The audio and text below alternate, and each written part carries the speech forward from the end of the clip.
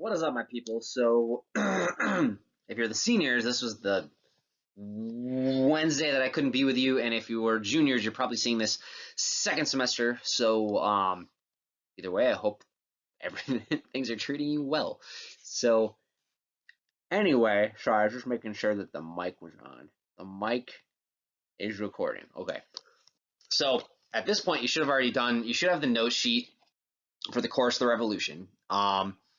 And you should also have already done the CREELMAN interview. It's a really key document that you're going to want to make sure that you know and understand what the point of it was. So it was an interview by a yellow journalist, James CREELMAN, for Pearson's Magazine. It was like 40 pages, but I cut down the 2 excerpts about it, and I'm hoping what you gleaned from those excerpts is, first off, Diaz thinks that what he did for Mexico was great and amazing, and secondly, he's not quite sure if Mexico is he says that Mexico is ready for democracy, but he said that it was kind of a process and it took time, and he's hoping that they're ready, and he feels that they're ready. Excuse me, but he's kind of condescending towards politicians and the Mexican people in general, and doesn't seem quite like he's ready for, or that he's ready to be giving up power. And in truth, 2 years later, in 1910, he decides that he's going to run again at the age of 80, and that's what kind of touches off all these issues of the revolution. So this is the course of the revolution. What I'm going to do is I'm going to start with 1910, the rise of Madero, and then go to about the Convention of Aguascalientes, which is then what leads to the debate over the Constitution and eventually the writing of the Constitution, so on and so forth. So make sure you have that note sheet handy. I don't think we're doing all 12 slides. I'll have to double check, but I'm going to go through and I'm going to follow along with the outline. I don't have it in front of my face because I'm looking at the PowerPoint, but you should have all the information that you need from the outline, and then make sure you do the summary questions at the end. I'm aggressively pointing at somebody in case you're doing your Carly bingo. So when Diaz stated that he wasn't going to run, for re-election, Mexican politics kind of went nuts because they felt like this was an in, like we'd had an autocratic rule for so long. Now there's opportunity for other people to get involved in the game of Mexican politics, and therefore more opportunities for new political parties. So you saw a lot of formations of new political parties, one of which was Madero's, and it escapes me the name of it. It wasn't the one, was it PRC? That's People's Republic of China. PCR, I think is what it is. Jack Holland knows. I heard him say it the other day in his Mexican muralist painting. Not the other day, that was today. Anyway, so Francisco Madero, you can see him right there. He was a landowner from Chihuahua in northern Mexico, which is also where Pancho Villa was from. And he became the favorite to win the election. Wealthy landowner, kind of that upper middle class, not necessarily the poor and the downtrodden, but the people that are kind of hindered in their ability to progress. However, Diaz, seeing that people, I don't know if it was ego or if it was that he just couldn't see himself giving power over to someone like Madero, but he began to regret his decisions, and he decided to run again for re-election. He also put Madero in jail, which yeah, that obviously is going to help. And in 1910, he won an 8th term. Who would have thought that he would be victorious in running for an 8th term for election, that he put the main contender against him in jail, or main challenger in jail. October 1910, Madero released his call for a revolution from Mexico, and he called it the Plan de San Luis Potosi, and I'm going to give you a little excerpt on it on the next slide. So if you haven't gotten all the information yet about this, just pause, go back, So what I'd like you to do is just think about what are some of the main grievances that, again, this is the Plan de San Luis de Potosi, which is by Madero, and it's one of the key, everybody kind of issues these planes throughout the revolution. Everybody's kind of got one. We're not going to talk about everybody's, but it kind of goes on. So just kind of keep track of some of the key issues that he indicates for Diaz's regime and kind of what he's thinking. So he says, in Mexico, as a democratic republic, the public power can have no other origin nor other basis than the will of the people, and the latter cannot be subordinated to formulas to be executed in a fraudulent manner. This is very much like the Declaration of Independence or any other type of Enlightenment understanding of power coming from the people, popular sovereignty. And he's basically saying this power of the people should not be subordinated or put underneath people that are going to execute it in a fraudulent manner. In such a state of affair, where there's fraud in the government, the people, who are the only sovereign, the only rulers, also protested energetically against the election in imposing manifestations in different parts of the republic. And if the latter were not general throughout the national territory, it was due to the terrible pressure exercised by the government, which always quenches in blood any democratic manifestation, as happened in Puebla, Veracruz. I think it's Tlaxcala and in other places. So here, basically, he's just calling out the government. That's what that says, definitely. But this violent, illegal system can no longer subsist. From the moment I threw myself into the democratic struggle, I very well knew that General Diaz would not bow to the will of the nation, okay? Not bow to the will of the nation, the people, and the noble Mexican people, in following me to the polls, also knew perfectly the outrage that awaited them. But in spite of it, the people gave the cause of liberty a numerous contingent of martyrs when they were necessary, and with wonderful stoicism went to the polls and received every sort of molestation, which basically means they're intimidated. They were being intimidated when they went to vote for Madero, and that Madero, he's claiming that he won. Madero won. He's the rightful winner. Therefore, the Mexican people should kind of rise up against the Diaz regime. So this is kind of like the beginning. This is the Martin Luther theses. This is the Declaration of Independence. This is I don't know, any other type of document that this is FDR's declaration of war. Yeah.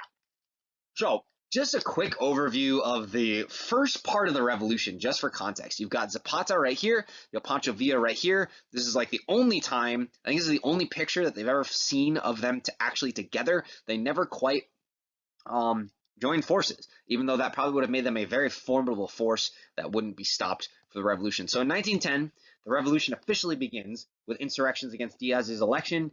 Many states across Mexico see these. Again, you've got this rural-urban divide, so a lot of these rural areas are rising up kind of almost separately of one another. 1911, Madero's quote-unquote troops, they're not really a military, they're like a band of bandits, under Francisco Pancho Villa, that was his nickname, and Pascual Orozco, attacked federal troops in the Ciudad Juarez over 3 days. So from May 8th to May 10th, you've got Villa and Orozco and their forces fighting on behalf of Madero against Diaz, and this is getting pretty out of hand, and Diaz decides, you know what, screw this, I've had enough of that, and he flees to France, because where else are you going to run away to than the place that is known for running away? Madero wins election to the presidency after that, and then shortly thereafter, just a few months, Emiliano Zapata, this guy right here, one of the key leaders of southern Mexico, denounces Madero, and he actually recognizes Orozco, Villa's buddy, as the leader of the revolution. So on November 25th, he says, you know what? Madero's just a guy that's like benefiting from this whole situation. He doesn't really have the needs of the common Mexican in mind, so he denounces him and says, I'm not recognizing him. My group is not going to recognize him. We're going to recognize Orozco as the true leader of the revolution. That, my friends, is where you start to lead into Crane Britain's next stage, where you have the radical rule, but eventually, you have the revolutionary rule, but eventually the radical factions cannot contain themselves. So, beautiful change of background. So you kind of have the end of Madero. So Madero has some issues from the get-go. He's unable to control all those various guerrilla armies that had fought the Diaz regime. You've got Villa's army, Orozco, Carranza and Obregón are kind of, they come in a little bit later, but they're joined forces. Zapata has a lot of followers, especially in southern Mexico. So Madero has some trouble kind of corralling all of them, and he couldn't please everyone. The elites in Mexico that are still there, you know, the científicos and the other people that are in charge of the politics, and even the rising middle class, they don't want a lot of change, or sometimes no change, but they don't want to completely upend the entire system in Mexico. They just want to kind of change the political, very focused on political changes. However, the peasants want sweeping social and land reform. You're going to see this term a lot, land reform. So it's basically, your kind of socialistic Marxist redistribution of land. So taking the land, especially those haciendas, and dividing them up and allowing the peasants to have their own farmland.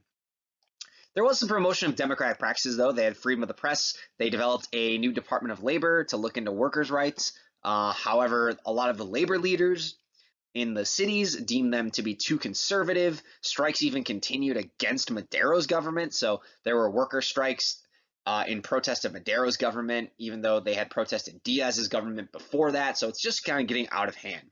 And they also did have these committees that they set up to study land reform. And if you ever want something to die and go nowhere, you give it to a committee, because nothing really gets accomplished. So they studied it, but it was seen as far too slow. So that's Mexico City during the revolution. This was some of the dead outside. So from 1912 to 1913, you have the insurrection. So the actual radical toppling of Madero's regime. So Zapata's Plan de Ayala, which I don't have a copy of right in this slideshow, but there is a document that I have that compares a couple of them. He issues his, which is his plan for open insurrection against the Madero government. So he's had enough of the Madero government at this point. So Madero, who is the guy that ran against autocratic rule, he doesn't know what to do, really. So he dispatches the army, which was led by this guy. You've already seen him in the trading card game, Patent Pending. General Victoriano Huerta, to put down the rebellions. And this guy is going to become very important later on. And over the course of something historians call the 10 tragic days, that's a good term to know for the Mexican Revolution. It's from February 9th to February 18th, 1913. The Central Army garrison, led by Porfirio Diaz's brother, General Felix Diaz, revolted against Madero. You've got them fighting Huerta's armies. You've got Zapata kind of in there in like guerrilla warfare. After about 10 days of bloody fighting, General Huerta, on behalf of the Mexican government, signs an agreement with the revolting troops that the fighting would end, but Madero would be dismissed. So basically, Huerta kind of issues his own little coup, not violently against Madero yet, but he basically signs his own agreement with the people that are revolting against Madero to get rid of Madero. And Huerta basically is going to install himself as the new dictator, or into the Thermidor, as it were. So Huerta comes to power. Huerta became the quote-unquote interim president until new elections could be held. Madero was killed on February 21st, along with his vice president, Jose Pino Suarez. It's kind of the implication that Huerta, I believe Huerta denied it, but the implication is that he had them killed. U.S. Ambassador Henry Lane Wilson recommended that the U.S. recognize Huerta's government, but Jack Holland's favorite president, Woodrow Wilson, refused in March of 1913. He was like, no, this is a government that came to power under fraudulent pretenses. We're not going to recognize it. It's not the government of the people. And soon after, President Wilson sends the U.S. military to occupy Veracruz, which is a port in Mexico. It's very important in American shipping. That's going to come into play in topic 3 when you get to talking about foreign intervention in the Mexican Revolution. But the U.S. is becoming a little more involved, because what is the U.S. going to do when they have a problem other than send a boat to the harbor to keep watch over things? Because nothing bad could ever happen with a boat in the harbor watching over things. Wink, wink, nudge, nudge. There's Huerta with the Morpheus glasses. But it is implicated again that he was responsible for Madero's death. It was never conclusively proven, but when Huerta became governor or president of Mexico, there was no pretense that this was a republic. Like, he wasn't like Diaz, where he tried to act like this was democracy. He totally abolished the Congress. He arrested a bunch of the members of Congress who opposed him. He reinstituted censorship of the press, and he used military force, much like the jefes politicos and the rurales, to pacify the countryside. So it's almost like almost like you are back to the beginning. And that is where you come into, with Crane Britton's Anatomy of the Revolution, you get into the Thermidor period, where you had the radical revolt. The radical revolt leads to a new leader, needing to implement stability and order, and there he is. So that's a situation when we get to into 1914. However, this didn't last for too long. So Huerta comes to power, but there was another revolutionary reaction. So revolutionary forces fought against Huerta. These not new factions, but the same factions kind of come together. And now this is a key thing, is now they finally united. So there were some factions in Mexico that felt that Madero was maybe we don't like him, but he's a legitimate ruler. With Huerta, they're like, this is not legitimate rule. This is not what we wanted. This is the opposite of what we wanted. So we have to go and take this back.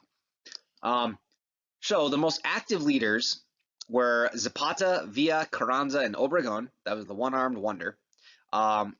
We will get to those when we do our little project. But in 1914, you had Villa controlling Chihuahua with an army, that's in northern Mexico, with an army of about 40,000 people, and he was moving on the capital, Mexico City.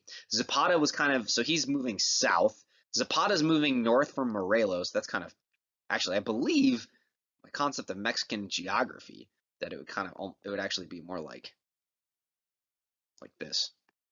But anyway, Zapata moves north from Morelos. Obregon and Carranza are also moving on Mexico City. So all four of them are united, again, moving towards Mexico City.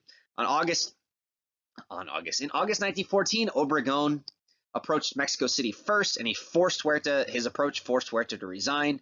Huerta runs away, just like Diaz, to Jamaica on a German cruiser. So there's so many bizarre things in this revolution. Germans send down a cruiser to allow Huerta to escape. Villa, Zapata, Obregon, and Carranza united in ousting Huerta, but they didn't really agree on the Mexico that they wanted to build. So that is kind of where we're going to leave things, I think. Let me check the next slide. Yeah. So what we're going to do, or what you will do in second semester, is in October of 1914, with the end of Huerta's regime, the revolutionaries held a convention with all the big leaders, and it was in the city of Aguascalientes to discuss the new government that they're going to set up. And there was kind of a growing rivalry and animosity between two people in particular, Carranza and Villa. It's always interesting to me that Zapata did not really have a lot of political ambitions. He probably could have run Mexico if he wanted to, but he just wasn't really into it. So Zapata and Villa arrived in Mexico City together to support the convention. Neither was really seeking a political office. Carranza believed that Mexico should have a provisional government, so like an interim government, while drafting a new constitution, and he refused to recognize the authority of this convention. So he was kind of against it. He was still there, but he was against it. He wanted to do a new constitution. So I think that's where I'm going to leave you. There are some concluding questions because I kind of threw a lot of information at you of just the general narrative of the revolution, but I kind of wanted you to get that information of how it works out, because actually the actual fighting when you're studying this topic isn't as important as the causes and then the ideas and the goals of the different leaders and then the effects. So that's where I'm going to stop. I think it's been enough. I'm up to about 19 minutes, so have a wonderful day. If you have questions about this, shoot me an email and I will help you out as much as I can. But make sure you do those concluding questions. All right.